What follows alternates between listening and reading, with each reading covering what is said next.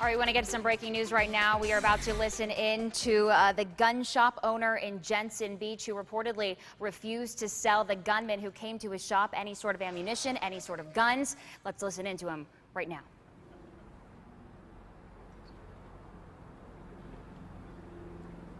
Robbie, I'm just going to start you off by saying, can you tell us what happened 5 weeks ago? Okay. That will help you go into it. All right, everyone. Thanks for coming out.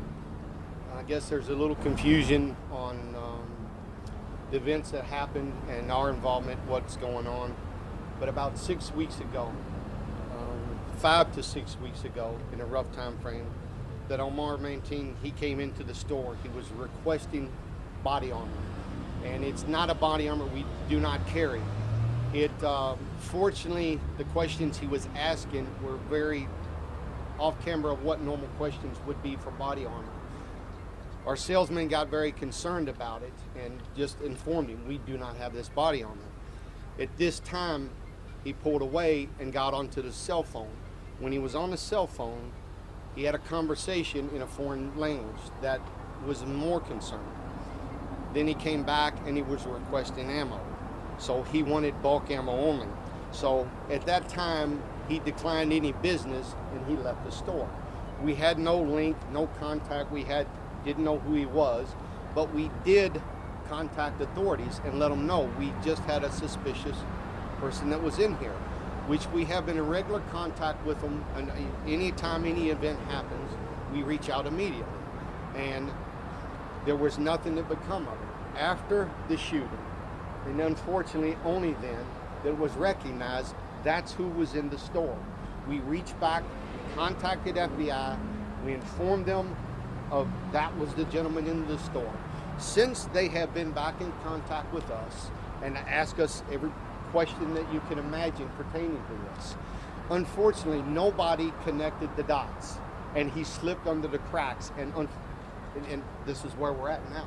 So, how did you know it was Mr. Mateen, sir? We did not know it was Mr. Mateen until after the event, and our salesman recognized this was the gentleman in the store. So I'm sorry, which authorities did you notify, and did you give them a name? Did you even know his name? Maybe you did not listen. We had no information of who he was, no name. We had no knowledge of who he was. It was just suspicious of what he was requesting. And after the event, unfortunately, that's when we recognized that was the gentleman that was in the store. But our intuition was correct, and it's very sad that we had him that close. It was that close that law enforcement could have got their hands on him. Did investigators come to the store and froze? We just had a phone conversation with them and briefly after the incident. But again, there was nothing there substantial to grab onto. And unfortunately, that's just what it is. Now, we gave the FBI this information after the event. We tried to suppress it. We weren't going to release this. We figured it's sensitive for their ears only, just for what the investigation. And unfortunately, now here we are today. So I don't know how it leaked out, but this is the facts and this is how it unfolded. To which law enforcement agency did your employees originally report it to? It was reported to the FBI. Originally? No, before, when he initially came in. Before, and you made the first it phone was, call. again, we had a conversation with the FBI pertaining to this. And where is that surveillance tape now, sir? Fortunately, the surveillance tape now is 6 weeks. It's already lapped over. There was nothing there. So did investigators pull the security tape? there was no security tape. There was no, at that time, there was nothing to connect the dot to. So unfortunately, where he was in the store, it wasn't very clear. He walked in the front entry, came to the right, stood on the side, and he walked right back out. That was the end of. Can you give us an idea from hearing sort of the one-on-one with the employee who dealt with him, a little bit more about his demeanor, his interest level? Yeah, I don't want to speak out of context. I wasn't the one personally standing in front of him. What you were told. But again, the questions he's asking were at a level of body armor, and the grade of body armor he's asking for, which is not, it's a higher grade of armor that we have never carried, which is not a question that a normal civilian would ask. He wanted level 3 body armor? That's correct. And you don't sell We that? do not sell that. And as soon as, and it was just that quick, he comes up and engages, asks this question, and he turns, he goes to his phone, and he's speaking Arabic. And again, he could have been telling somebody to bring them. We don't know what that conversation was, but Sure that it was Arabic? again, I'm not, he was speaking a foreign language. Sure. Please don't quote me. May have been I do not know, and I wasn't there. Type of ammo and amount that he requested. He wanted bulk ammo of 223.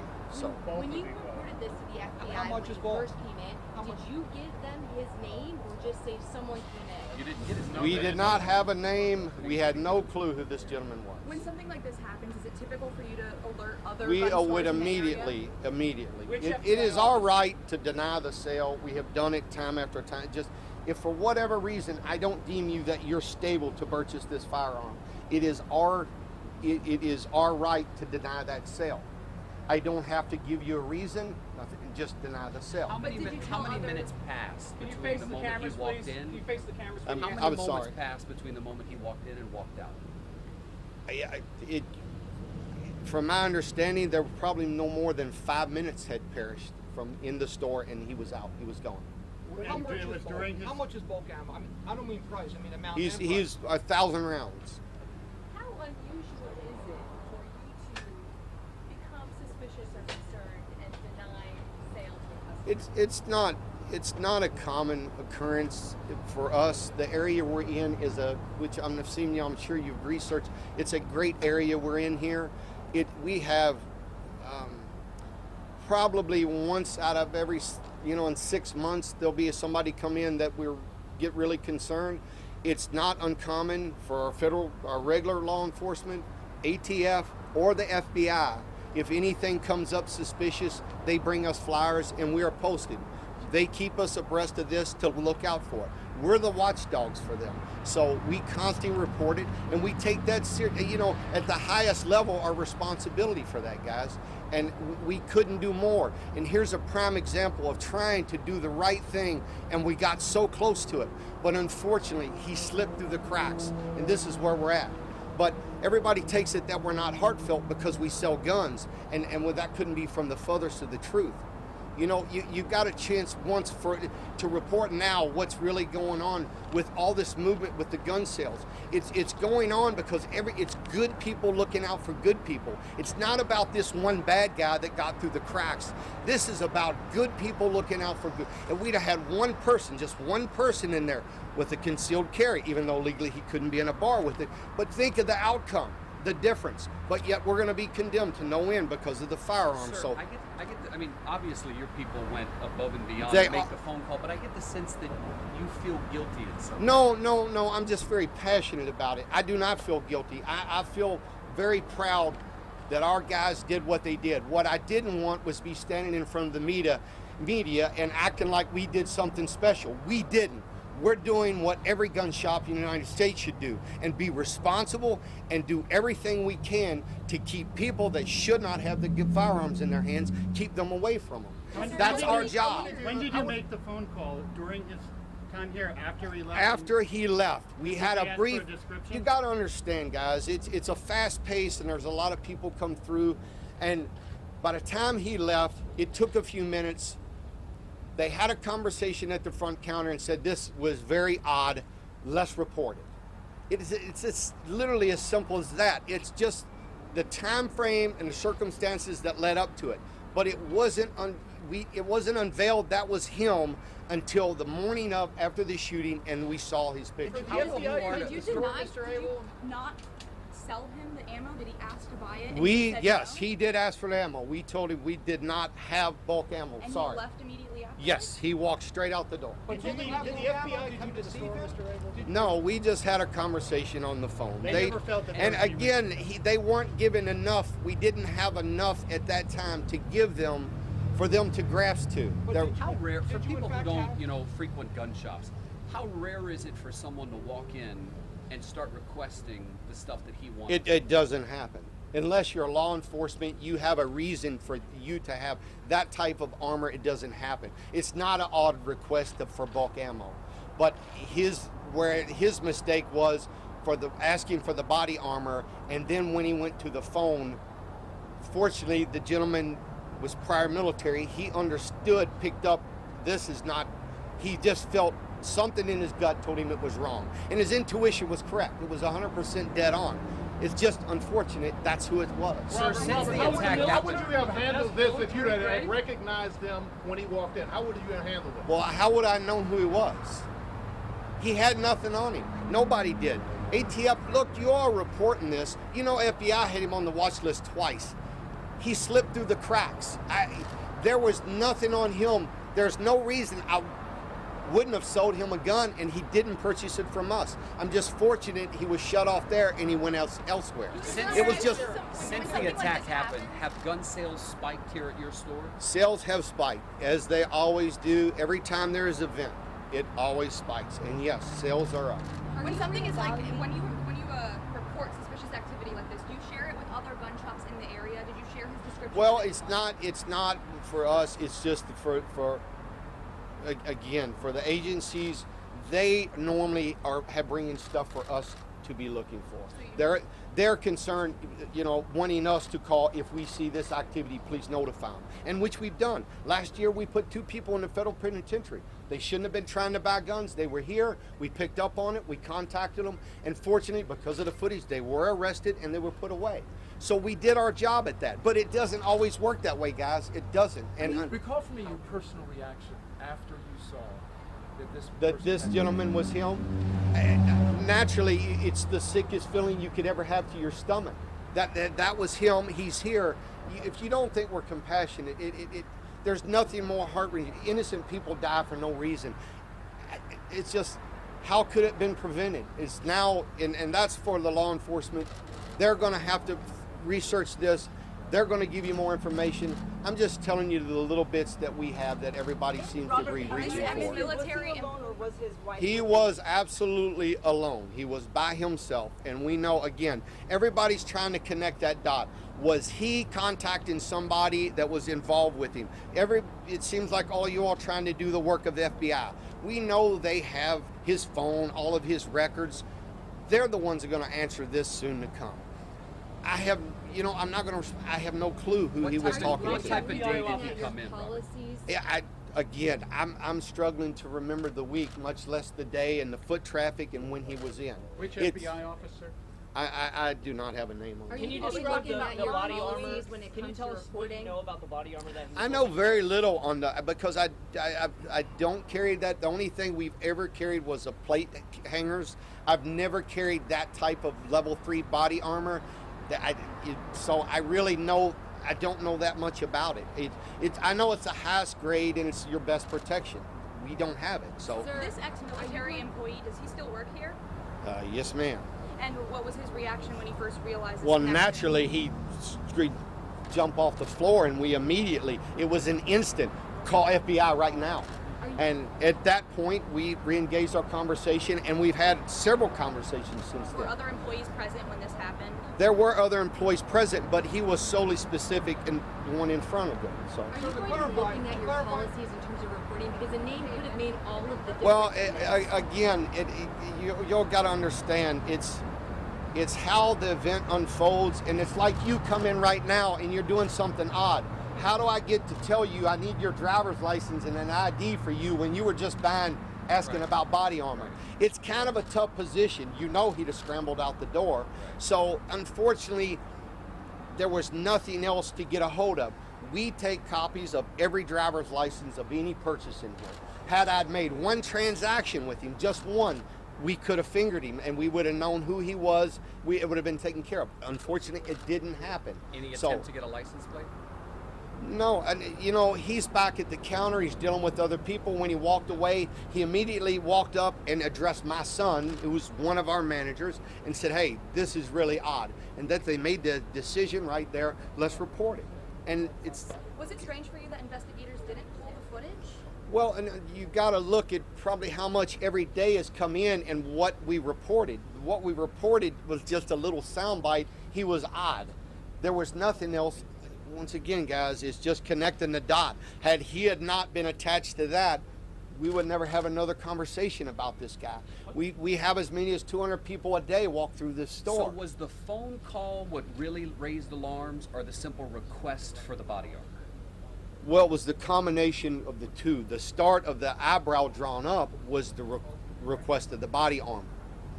From there, when he pulled away and went immediate to the phone and then came back and wanted bulk ammo, at that time he was already very concerned. So it's, you know, he was going to make sure there wasn't any transactions with When it. the ammo issue, did you tell him you could not sell it or didn't have it to sell? We just told him he didn't have it, And bulk that ammo. was deceptive. You were That was deceiving. deceptive, absolutely. He had the ammunition, we could have sold it Are to there any him. procedures you would change now within the store? I don't know, guys. I would go back in a heartbeat to if we had a way. I don't know what we could have done differently at the time that would have helped assist FBI, local law enforcement, or ATF that would have helped drive them to him. It was just the circumstances, how it happened. So when you reported this incident, did anybody on the other end who you reported it to ask for your security tape or video? Because I know you've got cameras inside all over. Again, we went back and looked at it. It wasn't clear. It wasn't, the clarity was poor. That's probably the worst camera where he went.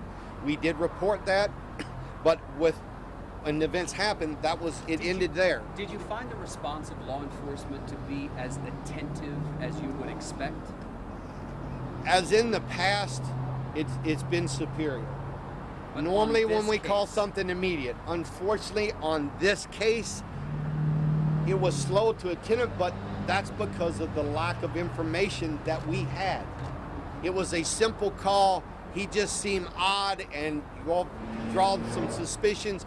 We found it odd. When And- did you realize in here to do his weapons purchase with his licensing and no criminal background? In other words, if he came in asking Correct. for weapons instead of body armor, would he have been suspicious to you then? Or would Well, he- it all depends. Apparently the young man was very, he was well-spoken English. He was clean cut. Unless he did something to bring your attention to that, wait, this is odd.